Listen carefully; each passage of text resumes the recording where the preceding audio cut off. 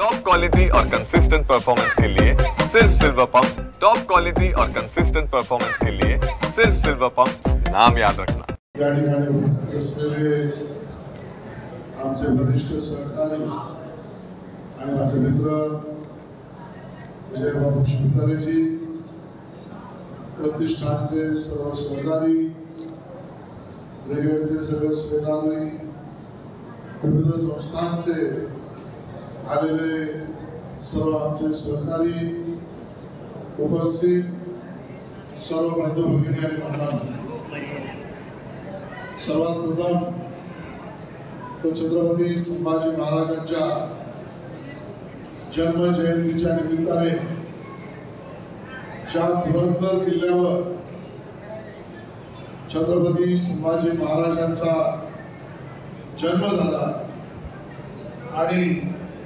आम्हा सगळ्यांना जगण्याची आणि मरण्याची प्रेरणा ज्यांच्यामुळे मिळाली त्या छत्रपती संभाजी महाराजांच्या चरणी नतमस्तक होतो, अभिवादन त्या ठिकाणी करतो आणि आपल्या सगळ्यांना मला बोलवल्याबद्दल धन्यवाद देतो।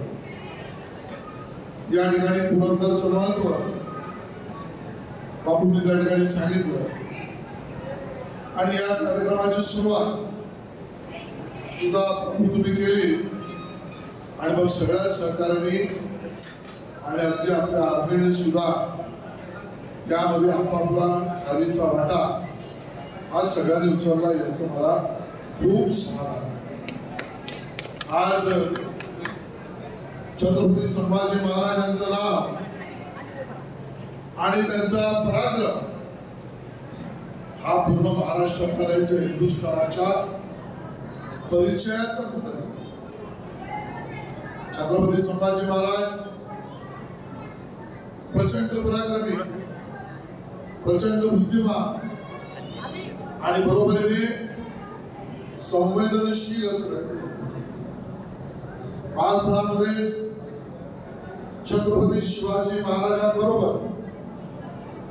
मोहिमांना जाणं, त्याच काळामध्ये तह, लढाया, स्वारी, दौरे, पराक्रम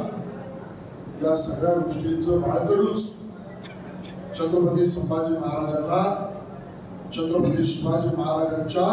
आशीर्वादाने सातत्याने मिळालं आणि म्हणूनच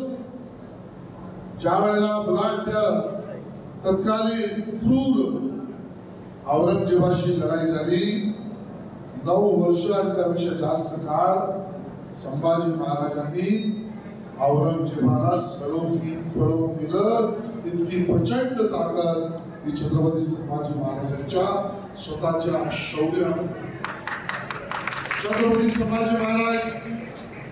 बुद्धिमान, भाषा प्रभू, संस्कृतचे गाडे अभ्यासक, संस्कृत मध्ये लिखा, इंग्रजीची उत्तम ज्ञान, मराठीत लिखाण आणि मला या ठिकाणी सांगायचं आहे बापू, हिंदीमध्ये सुद्धा ग्रंथांची निर्मिती ही छत्रपती संभाजी महाराजांनी केली। मला राजकीय विधान करायचं नाही, पण हिंदी आणि भाषेवर ज्या पद्धतीने आसूड तोडले जातात त्यांना सुद्धा छत्रपती संभाजी महाराजांच्या जीवनात त्यांनी भाषेवर केलेलं प्रेम हे अंजन ठरू शकतं असं मला त्या ठिकाणी वाटतं। बरोबरीने कविभूषण, वादविवाद आणि तेवढंच नाही तर इंग्रज लोकांशी सुद्धा त्यावेळेला चर्चा करून राजकीय भूमिका स्पष्ट करण्याचं काम, ही ताकद छत्रपती संभाजी महाराजांची होती। छत्रपती संभाजी महाराजांनी स्वतःचं मातृप्रेम हरवल्यानंतर सुद्धा घराणं आणि आपल्या घरातील सर्व बंधू आणि सर्व मातांवर त्याच आत्मीयतेने, आईच्या भावनेने, बंधूच्या भावनेने प्रेम केलं आणि म्हणून धर्मरक्षक म्हणून त्यांची ओळख हीच आपल्याला प्रेरणा देणार आहे। या पुरंदरवर आल्यावर तो पाळणा आणि तो जन्मदिवस जन्म जयंती साजरी करण्यामध्ये सहभाग मिळाला, हेच पुण्य आम्ही त्या ठिकाणी। आणि बापू तुम्ही असाल, मी असेल, अधिकारी असतील, आपण सगळे असू, याच धर्मरक्षणावर, याच स्वराज्य रक्षणावर, याच आमच्या रयतेवर